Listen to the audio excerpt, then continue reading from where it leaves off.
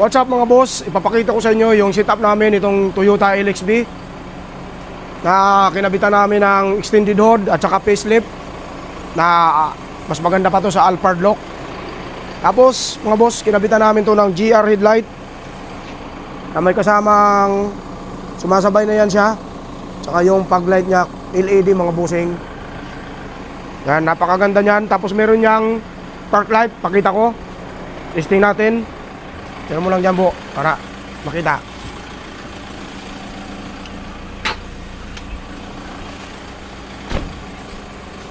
Yan mga boss. Tapos meron siyang puti.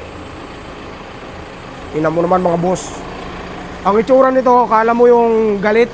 Napakaangas tingnan mga boss. Napakatindi niyan. Dito lang yan sa amin ang setup na yan mga boss. Tapos makita natin yung loob.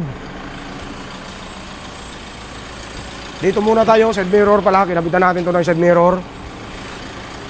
Tapos dito sa loob,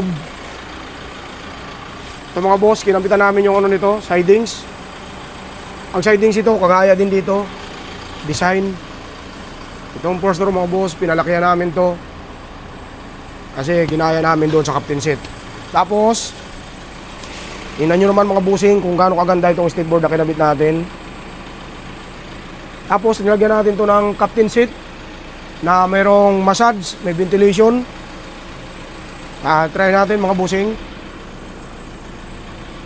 Hakbang lang tayo kasi para di madumi yung skateboard. Kapaka-VIP nito mga boss. Recline natin.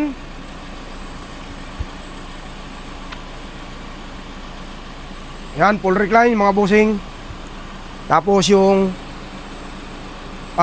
leg rest. Yan.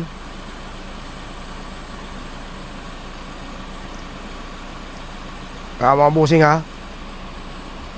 Alagang ano ka na nito. Kahit papuntang Sorsogon, napaka-relax na biyahe. Balik natin yung leg rest. Yan. Mayroon din itong massage. Napakatindi ng massage ito. Try natin yung massage. At meron siyang USB Type-C na charger. At saka meron siyang yung USB ito Type-C. Kasi ito yung massage. Ayan o. Napaka-relax sa likod. Napakaganda.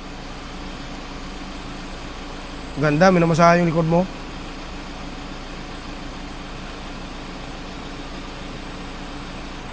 Tapos nilagyan namin to ng engine bay cover na mayroong 4 na bottle holder mga busing. Napakaganda. Kung ano yung design ng engine bay cover, captain seat, ganon din ang ginawa natin dito. Tapos nilagyan namin to ng pin light 4. Tsaka yung ceiling yan mga boss, kung ano yung design ng captain seat, dyan na rin kami base na yan na rin yung ginaya namin yung captain seat para isa lang ang design niya. Napakaganda. Tapos pwede kang dumaan dito papunta dito sa second row mga boss. Nilagyan namin to ng 2x1 kasi dati naka-captain seat to lahat. Ang gusto kasi ng client namin na medyo dumami yung makakasakay, kaya nilagyan namin ng 2x1 na 2 rear seat. Tapos meron din tong recline. Yan. Tapos napakaganda sa ulo kasi yung design nitong captain seat na high-dress, ginaya na rin namin to para salong-salo yung ulo. Napakaganda. Kaya mga bossing. Tapos check natin yung likod mga boss.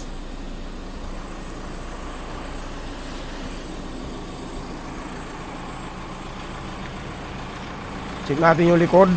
Nakailaw yan, stepboard.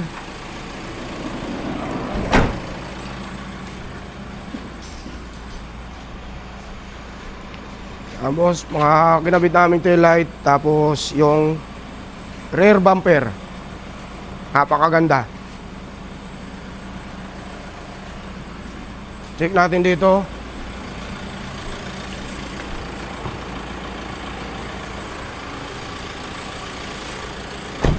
Mga boss, kung gusto niyo ng ganitong klaseng setup,